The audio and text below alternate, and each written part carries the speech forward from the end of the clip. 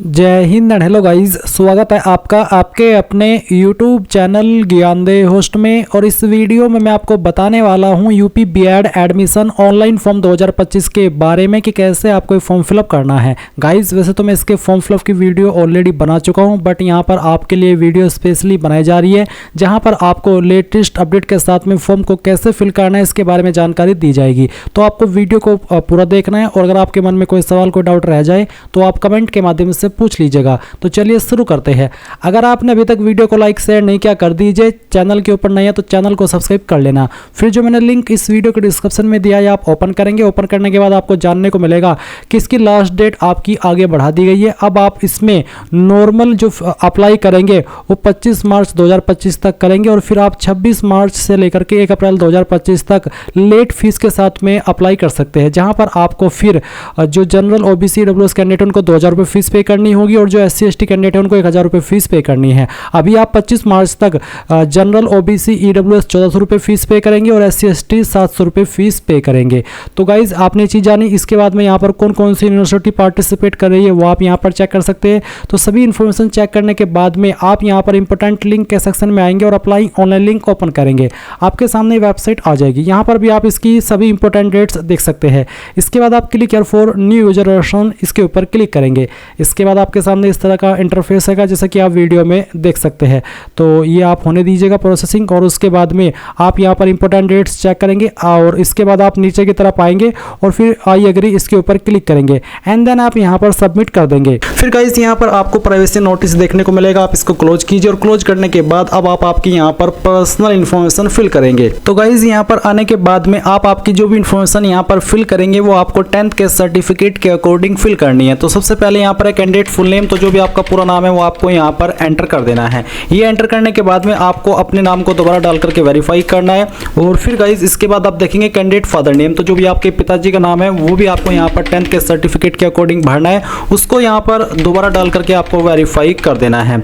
And then फिर आप यहाँ पर कैंडिडेट मदर नेम यानी कि आपकी माताजी का नाम आपको यहाँ पर डालना है, उसको दोबारा डाल करके आपको वेरीफाई कर देना है। फिर आएगी डेट ऑफ बर्थ, तो आप कैलेंडर के ऊपर क्लिक कीजिए। फिर यहाँ पर जो भी आपका बर्थ का ईयर है पहले आपको ये सिलेक्ट कर लेना है, जैसे कि मैं आपको सिलेक्ट करके दिखा रहा हूँ। उसके बाद में मंथ और फिर यहाँ पर डे, तो आपका डेट ऑफ बर्थ आ जाएगा। एंड देन अगेन कैलेंडर के ऊपर क्लिक करके आप यहाँ पर अपने डेट ऑफ बर्थ को दोबारा सेलेक्ट करके वेरीफाई कर देंगे, इसी प्रकार से जैसे कि आप यहाँ पर वीडियो में देख सकते हैं।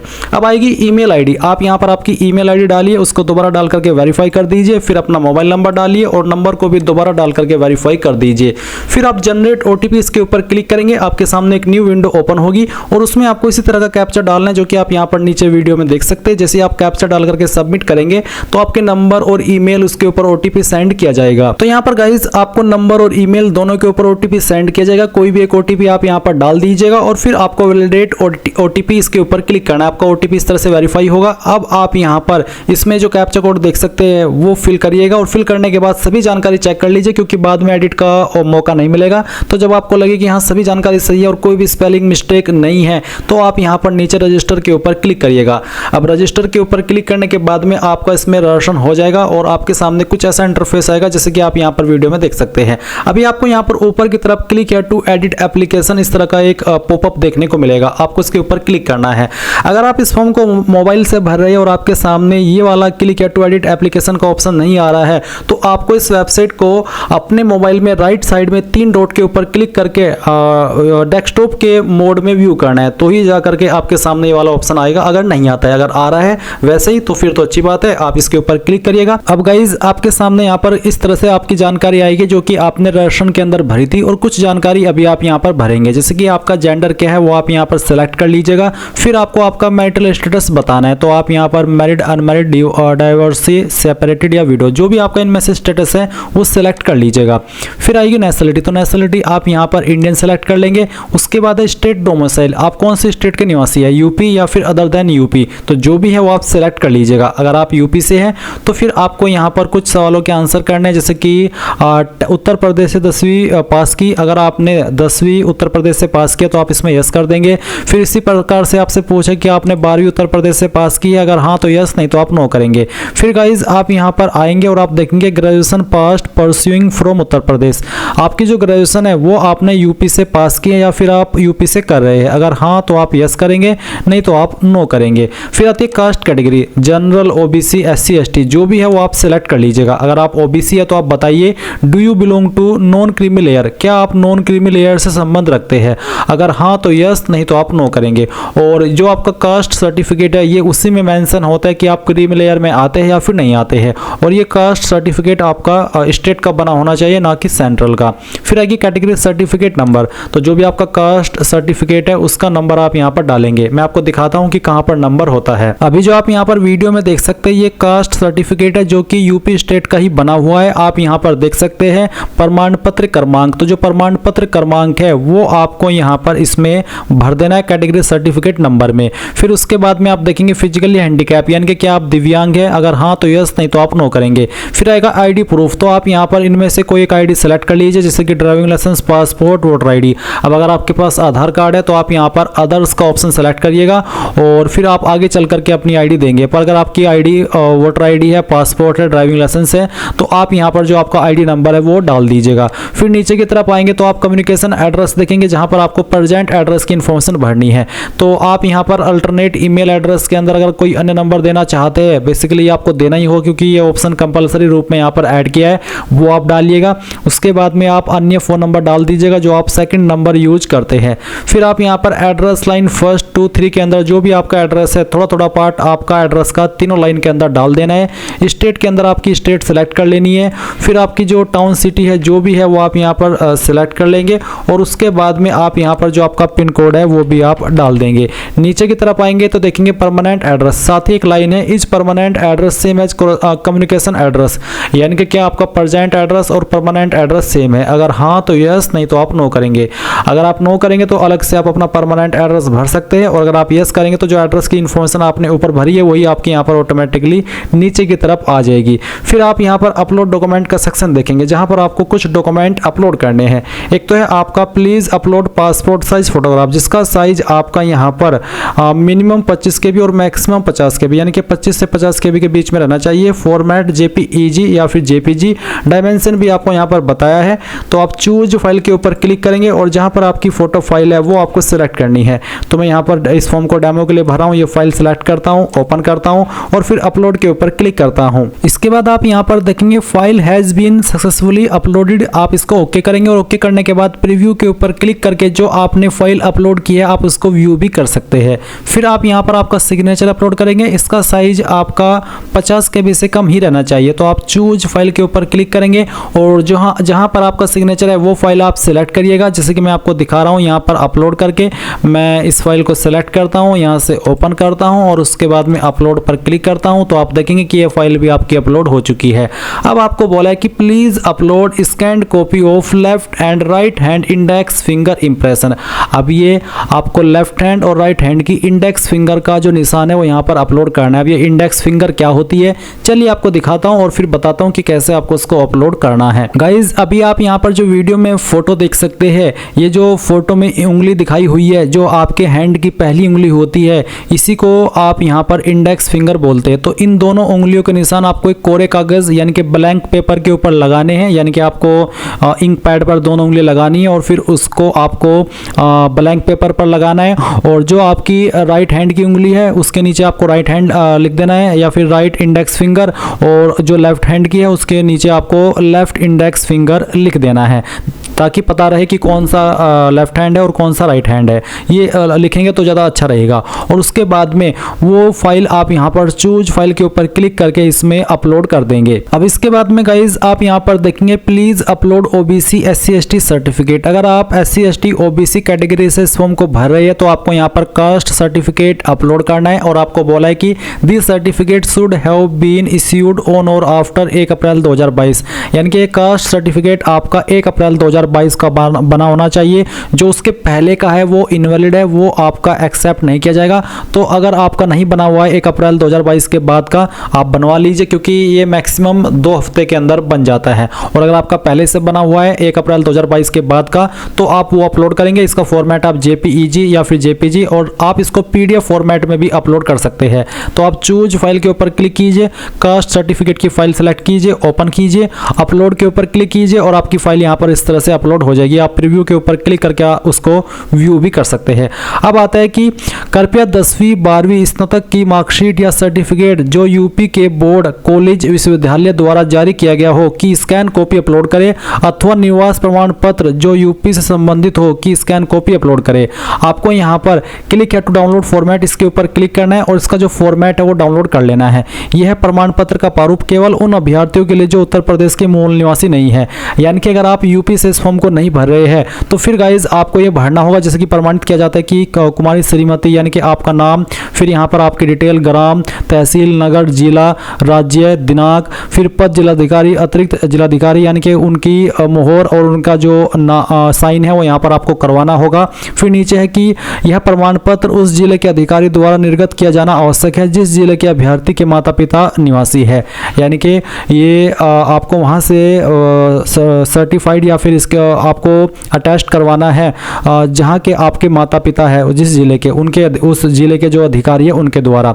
इसी प्रकार से यहाँ पर नीचे आप देखेंगे सामान्य प्रमाण पत्र प्रारूप 8, इसमें बेसिकली आपको सामान्य निवास प्रमाण पत्र अपलोड करना है। ये आपका निवास प्रमाण पत्र का एक प्रारूप दिया है, पर अगर आपके पास आपका निवास प्रमाण पत्र बना हुआ है वो फाइल भी आप यहाँ पर अपलोड कर सकते हैं, ना कि ये वाली अपलोड जो कि आपको यहाँ पर दी गई है। तो इसमें आप क्या क्या करेंगे, इसका फॉर्मेट आपका PDF का रखा है, साइज 1 MB से कम रहना चाहिए।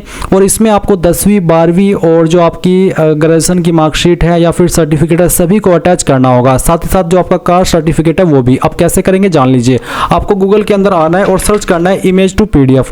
पहली वाली वेबसाइट आपको यहाँ पर आई लव PDF के नाम से है, ये ओपन कर लेनी है। इसको ओपन करने के बाद सिलेक्ट JPG इमेज के ऊपर क्लिक करना है और जो आपकी 10वीं 12वीं की मार्कशीट है वो आपको सिलेक्ट करनी है। जैसे कि मैं आपको डेमो के लिए दिखा रहा हूँ, ये मैंने 10वीं की फाइल सेलेक्ट की, फिर मैंने 12वीं की सिलेक्ट कर ली।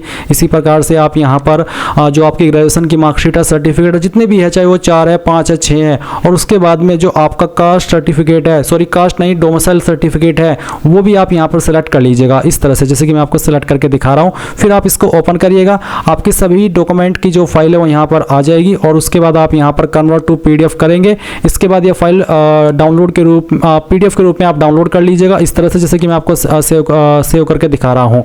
तो ये फाइल जैसे ही आपकी बन करके तैयार हो जाए, यानी कि डाउनलोड हो जाए आपके मोबाइल या PC के अंदर, तो आप यहाँ पर इसमें आएंगे, चूज फाइल के ऊपर क्लिक करेंगे और जो फाइल अभी आपने बनाई है वो सिलेक्ट कर लेंगे इस तरह से। फिर उसको ओपन करेंगे, अपलोड के ऊपर क्लिक करेंगे और आपकी फाइल यहाँ पर इस तरह से अपलोड हो जाएगी। आप प्रीव्यू के ऊपर क्लिक करके उसको व्यू अच्छे से कर सकते हैं। फिर आप नीचे सेव एंड कंटिन्यू इसके ऊपर क्लिक कर देंगे। अब आप यहाँ पर देखेंगे डाटा सेव्ड सक्सेसफुली। अब आप इसको ओके करेंगे। ओके करने के बाद में यहाँ पर आप क्वालिफिकेशन की जानकारी भरेंगे। सबसे पहले स्ट्रीम ऑप्टेड फॉर B.Ed, तो आप यहाँ पर B.Ed के लिए क्या स्ट्रीम रखना चाहते हैं, आर्ट्स, कॉमर्स, साइंस, एग्रीकल्चर, वो आप यहाँ पर सेलेक्ट कर लीजिए। उसके बाद में आता है please select the language you want to attempt in language section of question paper first. Question paper first में आप यहाँ पर किस लैंग्वेज में देना चाहते हैं वो आपको भाषा सेलेक्ट कर लेनी है अपनी चॉइस के अकॉर्डिंग। फिर आप 10वीं की इन्फॉर्मेशन भरेंगे, तो 10वीं आपने किस बोर्ड से किया है, ICSE, CBSE, UP या फिर अन्य, तो जो भी है वो सेलेक्ट कर लीजिए। अगर UP बोर्ड है तो बताइए कि कितने नंबर आपको आए थे।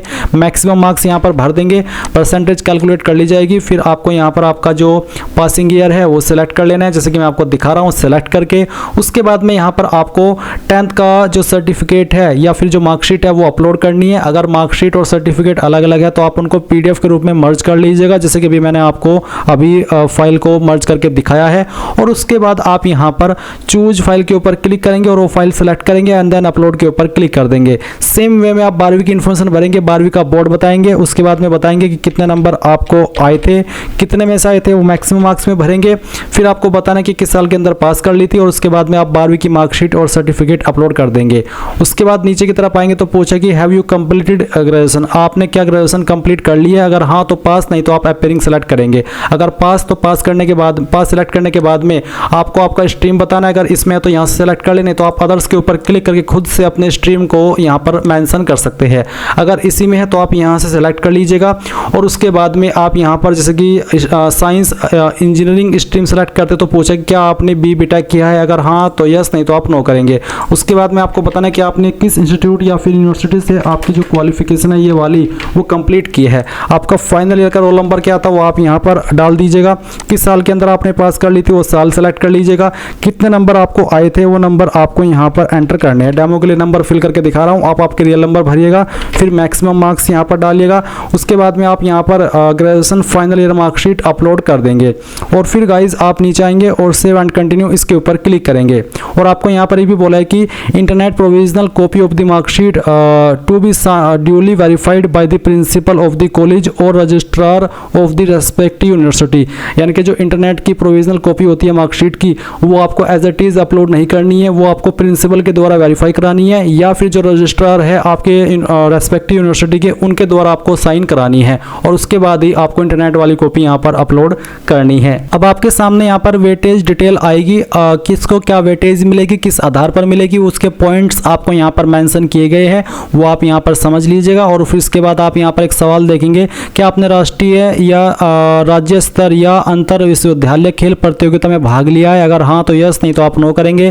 फिर सवाल आता है कि आपने नेशनल कैडेट कोर एवं राष्ट्रीय सेवा योजना के अभ्यर्थी है, अगर हाँ तो यस, नहीं तो आप नो कर देंगे। क्या आप स्वतंत्रता संग्राम सेनानी के आश्रितों के आरक्षण का लाभ लेना चाहते हैं, अगर आप इसमें आते हैं तो यस, नहीं तो आपको नो करना होगा। फिर अगला सवाल है क्या आप सक्रिय सेवारत या विसैन्यकृत या सेवानिवृत्त प्रतिरक्षक कर्मचारी है या ऐसे कर्मचारी के पुत्र या पुत्री के रूप में संबंधित है या ऐसे प्रतिरक्षक कर्मचारी जो अपंग, लापता हो, मर्द हो, उनके पुत्र पुत्री के रूप में संबंधित है, तो यस करिए, नहीं तो आपको नो करना है।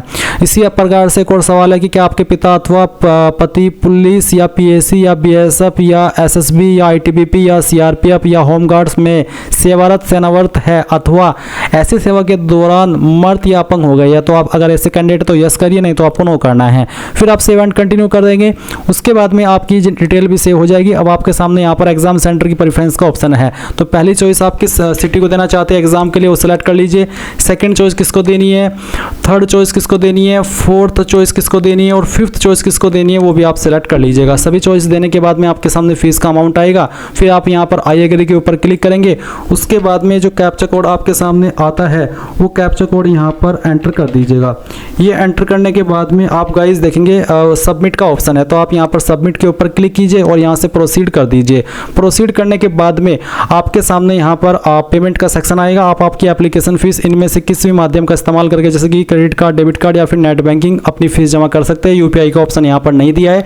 जैसे ही आप अपनी फीस जमा कर देंगे तो आपका फॉर्म फाइनल सबमिट माना जाएगा और इस प्रकार से आप आपका यूपी बीएड का फॉर्म भर पाएंगे। आई होप ये जानकारी आपको पसंद आई होगी। कोई सवाल डाउट रह गया हो तो वो कमेंट के माध्यम से पूछ लीजिएगा। Thanks for watching, good night and जय हिंद।